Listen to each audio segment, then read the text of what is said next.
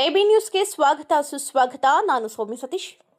Kolar ward number 19ರಲ್ಲಿ ಸುಮಾರು ತಿಂಗಳಿನಿಂದ ನೀರಿನ ಸಮಸ್ಯೆ ಇದ್ದು ಅಧಿಕಾರ ಗಮನಕ್ಕೆ ತಂದರೂ ಯಾವುದೇ ಅಧಿಕಾರಿ ಬಂದು ಜನರ ಸಮಸ್ಯೆ ಬಗೆಹರಿಸಲಿಲ್ಲ. ಇಲ್ಲಿಗೇನು ಸಹ ಸುಮಾರು ಒಂದು 100 ಜನ ನಮ್ಮ ವಾರ್ಡಿಂದ ನಾವು 19 ನಂಬರ್ ವಾರ್ಡಿಂದ ಹೋಗಿ ನಾವು ಮನವಿಯನ್ನು ಮಾಡಿದ್ರಿ ಪೌರಾಯುಕ್ತರ ಹತ್ರ.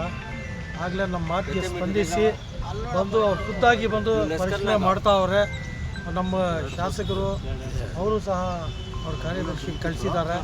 ಬೆಳಿಗ್ಗೆಯಿಂದ ನಾವು ನಮ್ಮ ಜಾವೀದ್ ಸಮಾಜ ಕಾರ್ಯಕರ್ತರು ಜಾವೀದ್ಗೂ ನಾವು ಅವ್ರಿಗೂ ಸಹ ಹೇಳಿದ್ದೀರಿ. ಅವರು ಎಲ್ಲ ಸೇರಿ ಇವಾಗ ಕಳಿಸ್ಕೊಟ್ಟಿದ್ದಾರೆ. ಏನೋ ಒಂದು ನಮಗೆ ಒಂದು ಭರವಸೆ ಐತೆ. ಇವಾಗ ನಮ್ಮ 19 ನಂಬರ್ ವಾರ್ಡ್ಗೆ ನೀರು ಬರ್ತದೆ, ಏನೋ ನಾವು ಒಂದು ಪರಿಹಾರ ಕಂಡುಹಿಡಿತಾರಂತ ನಮಗೆಲ್ಲ ಭರವಸೆ ಐತೆ.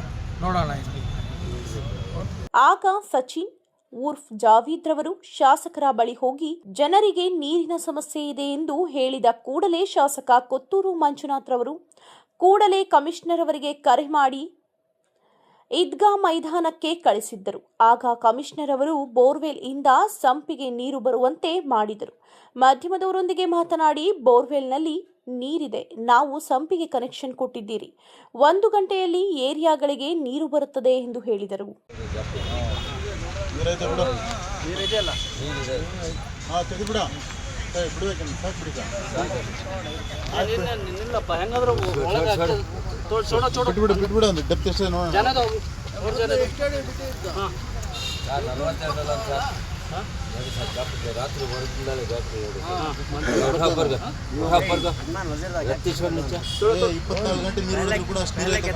ಇದೆಯಾ ಸರ್ ನೀರು?